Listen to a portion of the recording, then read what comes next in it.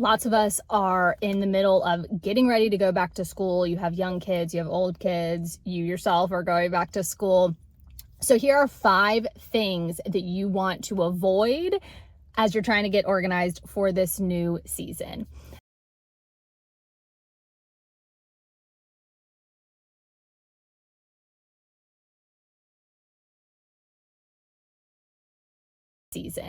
All right, number 1 is don't try to organize your new school supplies and such before decluttering last year's. Don't just shove your new things in a desk that hasn't been decluttered, or these new markers without emptying a backpack and getting rid of the ones that are dried out, right? So go ahead, empty those backpacks, give them a good wash, empty the desk drawers out, all those supplies, declutter before you organize. And that is across the board, right? It's not just with going back to school, not just with school supplies. It is with any area in your house that you are looking, or life that you are looking to have organized, right? Declutter before you organize. Number 2, this is another one that is kind of across the board, not just with back to school supplies and back to school organizing, but avoid buying storage before you know what you need and what you have, right? You don't know if you're going to need a container or a folder or a binder or a bin. You just don't know. So get into the year, get to know kind of the flow with your students, teachers and such, and the schoolwork that they're going to have and all of that before you buy new things, right? If you had something from the previous year that worked really well, go ahead and hold on to that for sure. But I would hold off on maybe trying to get your systems kind of precise until you really know about the flow. A lot of times what I see is people will try to fit into whatever they have, right? It may not be the best system, but they have it, and so they're going to make it work, and it doesn't always flow. It's not always the most proficient. Is that the right word that I want to use? It's not always the most efficient, for sure. So just hold off on that. Number 3, avoid overcomplicated systems.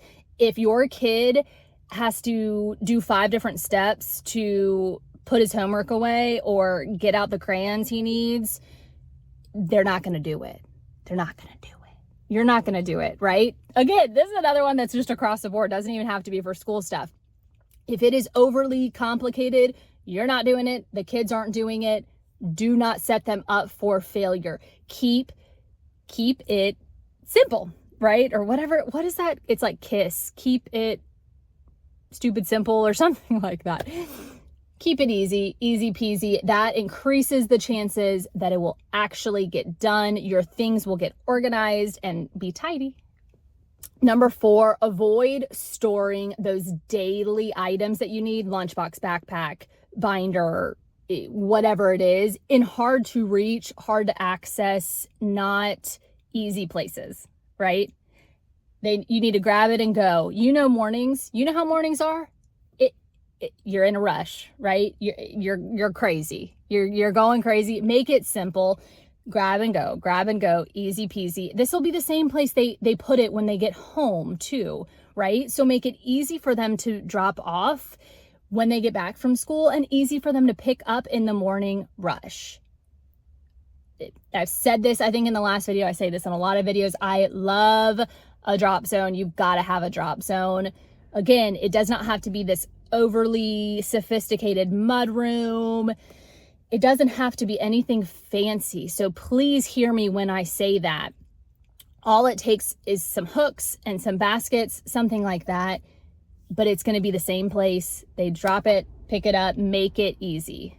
And number 5, avoid organizing for how you wish things would look or would work, right? You may not be in the place where your home is Pinterest worthy, whatever you think that is. You may not be in that place. You have kids, things are just going to be maybe a little bit wild, right? We're going to have things tidy. They may not always be picture perfect. Let that go. Do not organize for something you have in your head that you think is perfect or right, or again, what you wish it would be like. Okay. I'm not saying that you can't work towards goals of, hey, this is what our house is going to be like, but also you never want to go against the flow that your family is already doing. But going back to the drop zone, if your kids are constantly dropping things as soon as they come in the door, do not have the drop zone or have them put their stuff across the house. Go with the systems that they're already doing.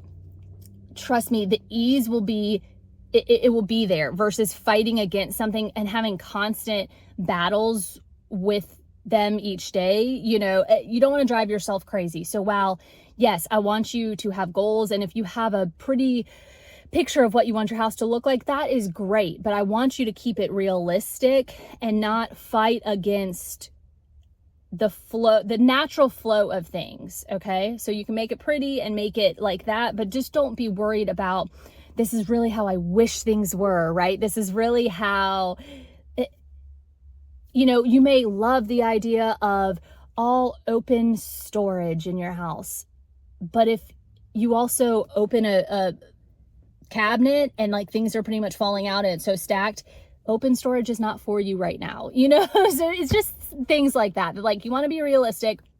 Don't want to end up giving yourself a headache.